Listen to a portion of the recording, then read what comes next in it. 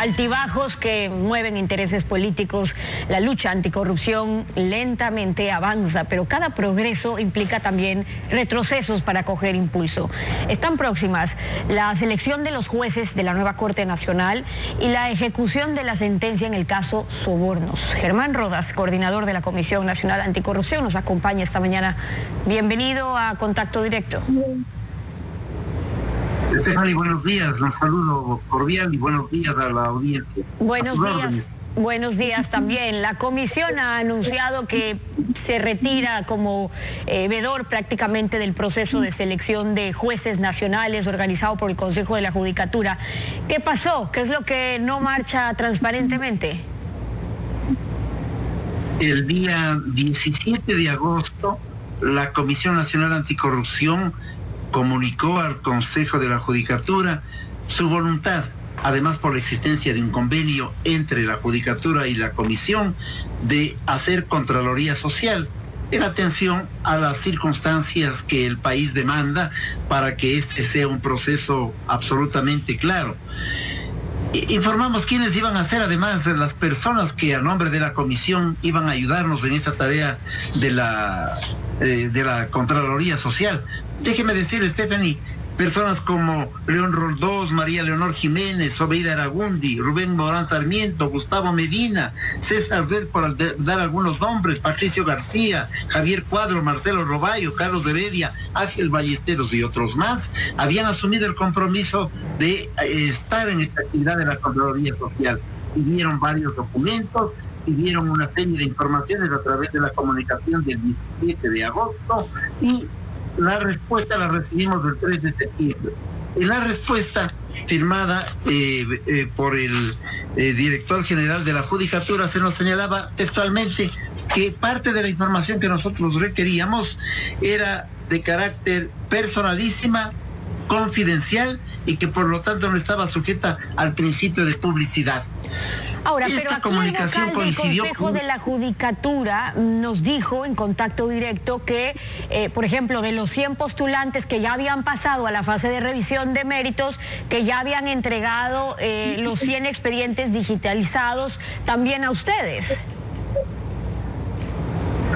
Yo estoy hablando de la comunicación de respuesta del 3 de septiembre, lo que obligó que el 15 de septiembre nosotros cursáramos la comunicación a la Judicatura, señalándoles que en estas condiciones nosotros nos retirábamos de la Contraloría Social. Ok, entonces pues si para tenerlo claro, eso les entregaron después, para tenerlo claro, eso lo entregaron después, es decir, primero hacen el pedido, le dicen, oigan, esto es información prácticamente que no se va a compartir, y luego lo de las carpetas les entregan, pero ya cuando ustedes habían dicho, entonces así no vamos a poder trabajar, porque lo que tanto se publicitó justamente fue que ya iba a ser un proceso transparente, con vedurías, con los nombres que usted menciona, además en este caso para la veduría.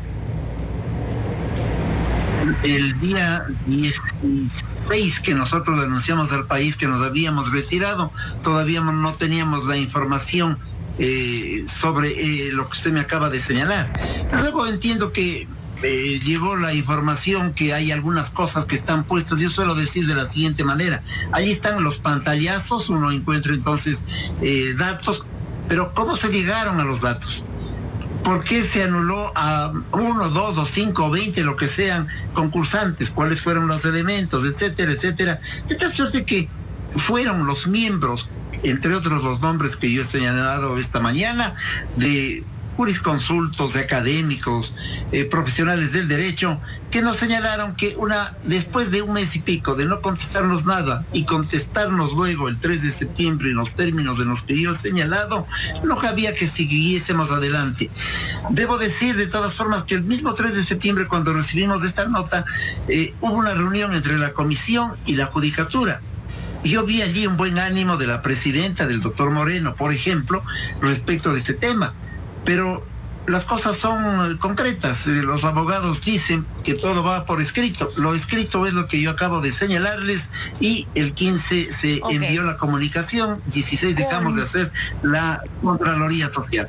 Con eso claro sobre por qué ya no están siendo parte de este proceso, hablemos de la sentencia condenatoria del caso Sobornos. Es una sentencia que alcanza precedentes históricos por varias razones, pero ¿qué falta para que se ejecute? ¿Qué falta para que se cumplan las condenas? Que no siga pasando que sentencian cuando aún con un grillete ya se han ido del país, se lo sacan del tobillo y hasta dejan nota de despedida burlando la justicia. ¿Es utópico pensar en la extradición de los prófugos que deben ser apresados? Yo creo que sobre el tema sobornos, la fiscal ha hecho un trabajo muy importante que debe ser reconocido.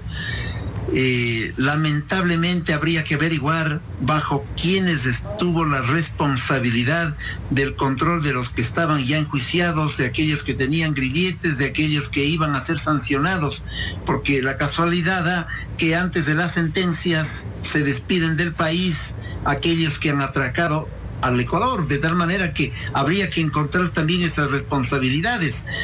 Ciertamente que ahora debemos avanzar en otros temas. Y entonces, como la fiscal ha dado un paso importantísimo en esta materia, nosotros de manera pública le volvemos a insistir y a decirle, allí está el caso completo de Odebrecht, que ya hay que desmenuzarlo y hacerlo con la prontitud del caso. El tema de la deuda externa, lo propio, aquello que significó entregar recursos para la supuesta reconstrucción de Manabí y de Esmeraldas, también hay que hacerlo. Refinería del Pacífico, Caminosca, casos que, siendo emblemáticos e importantes de la lucha anticorrupción, deben avanzar. Creo que los fugados, y que son la mayoría de los que fueron sentenciados, las autoridades competentes deben buscar los mecanismos para traerlos al país. Pero queda la otra tarea, Stephanie, la tarea de la recuperación de los dineros. Esta es una tarea fundamental en la que todos deben entrar con paso firme, porque lo que ocurre es que se están dando vacaciones, exportamos pillos del país, exportamos gente que han asaltado al país, pero además se van con los recursos. Y eso es lo que no quiere seguir viendo la gente. Por eso pregunto, cuando usted habla de esa responsabilidad de todos en recuperar lo robado, también hablemos de las responsabilidades en la Asamblea. Si quieren, pueden, con la legislación existente, decir que faltan normas, que faltan leyes, es pretexto para alargar la ejecución, además de que las leyes no son retroactivas. Pero es que cuando hablamos de la Asamblea Nacional, desgraciadamente hablamos de una institución que está vacante. Fíjese usted, no existen acciones reales, porque ahí están gentes vinculadas al tema de los diezmos, gentes vinculadas al tema de los repartos de hospitales, gentes vinculadas a una serie de trapatías que no hacen sino demostrarnos que, con salvo algunas decisiones como toda norma, evidentemente ha habido una asamblea entregada de alguna manera también a la corrupción. ¿Cómo podían luchar contra la corrupción si los miembros de la comisión, algunos de ellos, ahora prófugos, estaban vinculados al asalto al país? Hablo de Mendoza, hablo de Azuero, los dos asambleístas, por ejemplo. Creo que la Asamblea Nacional ya perdió el año hace muchísimo tiempo. Ahora le cabe al país buscar asambleístas que evidentemente tengan la capacidad de retomar aquello que no se ha hecho, y sobre todo saber qué hacer en el próximo proceso eleccionario. Al país le corresponde aquello. Ahora, déjeme decirle una cosa. ¿Cómo no? Sí, le escucho. Bueno, le iba a decir que si bien es claro que han perdido el año, los asambleístas, del año todavía no acaba, y cuando quedan todavía meses y cuando se habla de la reestructuración de esta nueva comisión de fiscalización en una asamblea que está hundida en este descrédito sin precedentes según los propios sondeos de opinión, a la reorganizada comisión de fiscalización, que fue más conocida como la comisión de archivo, porque la investigación de fiscalía en el caso Pedernales involucraba a varios asambleístas, preside ahora Helio Peña, un asambleísta de Pachacútec, el nuevo presidente, que anunciaba lo siguiente. Escuchemos. Tienen que seguir el curso normal desde la función judicial, procesarlos, la fiscalía que formule cargos y obviamente a la Asamblea le corresponderá hacer lo que le toca, el levantamiento de la inmunidad parlamentaria, si así lo piden los jueces y juezas, tomando en cuenta que lo estamos haciendo. La semana pasada mismo se le ha levantado la inmunidad parlamentaria a un asambleísta para que la función judicial, los jueces correspondientes, sigan el curso normal de sus procesos judiciales penales en este caso. Esto es lo que resta por hacer a la Asamblea, levantar la inmunidad cuando corresponda, ver lo que hace la justicia, o como ustedes, como comisión, por ejemplo, sin tener todas las facultades que tienen los asambleístas, han podido investigar cuando se quiere. Cuando se tiene compromiso con el país, cuando no se quiere hacer de la investigación y de la lucha anticorrupción ninguna plataforma, es posible avanzar en un trabajo de lucha anticorrupción con la seriedad que corresponde. Este no es un tema para lucirse ni es un tema mediático. Esto es responsabilidad con el país. La Asamblea, el presidente de la comisión tiene buenas intenciones. El camino al infierno está sembrado de buenas intenciones, pero ciertamente ya los tiempos son cortos. Y entonces ojalá por lo menos sean capaces, por ejemplo, de poner donde debe estar o de ponerle donde debiera corresponder, por ejemplo, al presidente del Consejo de Participación Ciudadana. Se anuncia un juicio contra él, que todos sabemos la condición. No sé cuál es, si el padre Tuárez o el actual, una competencia por ver el descalabro de los que descalabran a la institución y de las condiciones éticas de las personas. No sé cuál gana esa competencia. Pero bueno, la Asamblea Nacional ya le queda poco tiempo. Desgraciadamente es así, y creo que en el poco tiempo que le queda ya no hay el oxígeno suficiente. Están padeciendo también carencia no solo de oxígeno, sino ya de probidad. Usted dijo una cosa que es importante: esta comisión se volvió la comisión de archivo. ¿Quién la inauguró como comisión de archivo? Fue la persona que le ponía alfombra roja para que ingrese el señor Granda a la Asamblea. Me acuerdo, la señora Silvia Salgado.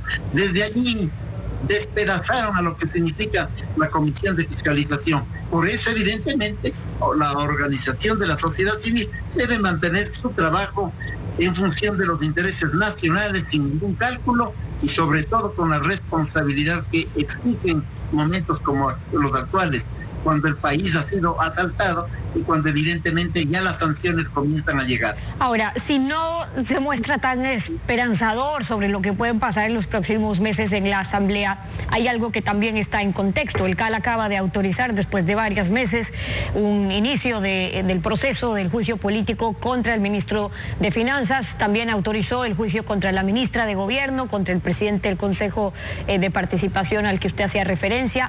Pero ¿no teme que con esto, que los va a mantener ocupados, podrán intentar más bien desviar la atención de las irregularidades de los propios asambleístas que tienen que ser investigados, tratar de recuperar un poco su imagen con chivos expiatorios? Yo pienso que ya es tarde todo lo que pueda hacer la Asamblea, desgraciadamente.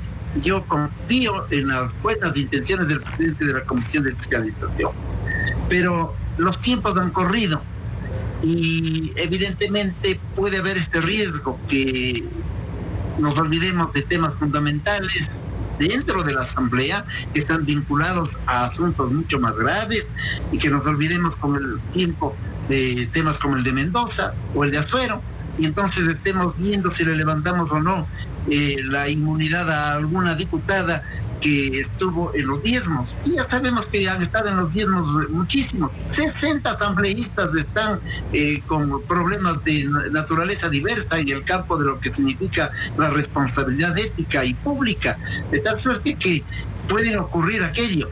Y simplemente las cortinas de humo no van a redimir a la Asamblea Nacional. A la Asamblea Nacional le redimirá la posibilidad de que gente con probidad pueda llegar a ella. Lo único. Lo segundo que puede redimirle a la Asamblea Nacional es el hecho de que termine su periodo, de tal manera que nos vamos a contar los días para su desaparición en los actuales asambleístas. Ojalá los nuevos no sean como los que se van. El abuso con los carnets de discapacidad que abarcó al Ejecutivo, a la Asamblea, a la Función Judicial, al Consejo de Participación Ciudadana, es un tema que también investigaron desde la comisión. ¿Qué es lo que resta por ahí por hacer? Allí es importante encontrar también responsabilidades políticas. La ministra Guevara, la ministra Vance, en primer lugar, la ministra Espinosa, la ministra, la última, no recuerdo ni el apellido, tienen responsabilidades, que no sabían nada, que miraban hacia otras latitudes. Miraban hacia otras latitudes porque les convenía y dejaban hacer. Esas ministras tienen que responder sobre el tema que estamos hablando, pero también la auditoría corresponde en un momento determinado al CONADIS. La auditoría al CONADIS es fundamental. Entre el 2003 y el 2012-2013, que pasa la competencia del Ministerio de Salud, hay que hacer una auditoría real, porque ese derecho al que tienen plena participación las personas con discapacidad no puede ser utilizado como un instrumento perverso, como hemos podido constatar en el país. Ojalá la patria comience a removerse ya con firmeza sobre este asunto y que la lucha anticorrupción no sea parte de la farándula político-electoral. Germán Rodas, de la Comisión Nacional Anticorrupción, acompañándonos hoy en Contacto Directo. Gracias por haber estado con nosotros.